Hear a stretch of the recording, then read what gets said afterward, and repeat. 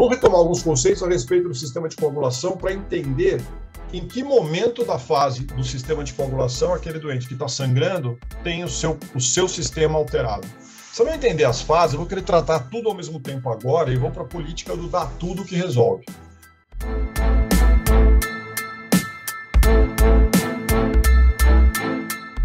Então, essa política do dar tudo que resolve está sendo abandonada porque ela é muito cara, ela é muito inefetiva e ela é lesiva para o doente.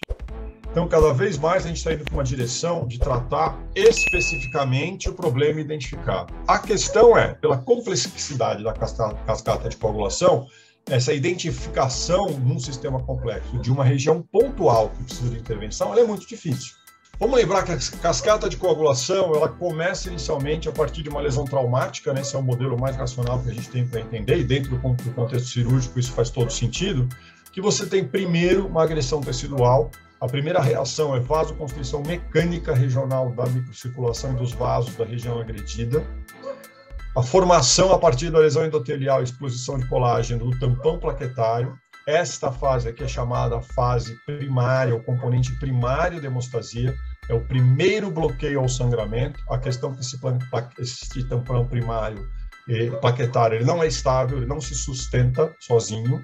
Então, ele é frágil, ele atua no primeiro momento, mas ele não se sustenta ao longo do tempo isoladamente.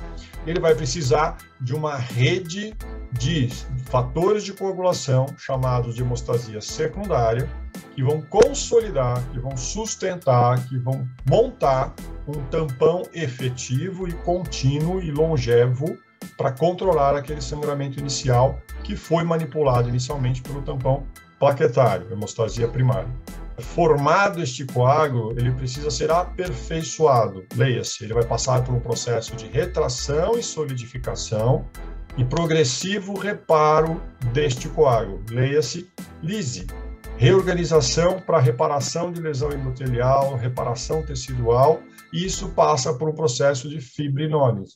Essas são as fases do sistema de coagulação. Lembrando da ideia da balança, a gente nunca tem todos os momentos, estão sempre funcionando todos esses elementos, mas de forma equilibrada, manter o seu sangue fluido o suficiente para circular, mas não fluido o suficiente para sangrar por nada, né? No sentido de você ter sangramentos não fisiológicos. Então, a partir do estímulo de uma agressão tecidual, a gente vai ter uma lesão endotelial, e aí a gente começa a ter ativação plaquetária. Essa ativação plaquetária faz com que a plaqueta se esvazie dos seus grânulos, libere tromboxana 2, serotonina e ADP, e esses mediadores vão chamar mais plaquetas para o local, e que, a partir desta aproximação plaquetária, elas vão se agregar e, com isso, vão formar a fase inicial da hemostasia primária, o trombo plaquetário.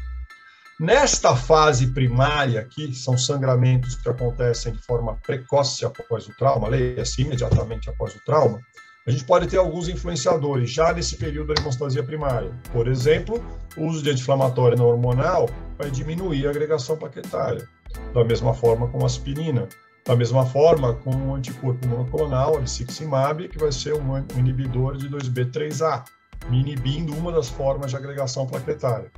Para que serve a hemostasia secundária? Primeiro, ela é ativada pela própria agregação plaquetária e pela ativação da plaqueta, após a exposição ao colágeno. E aí tem aquela história da via intrínseca e da via extrínseca, né? A via extrínseca, muito mais fatores de coagulação envolvidos do que estão na via intrínseca.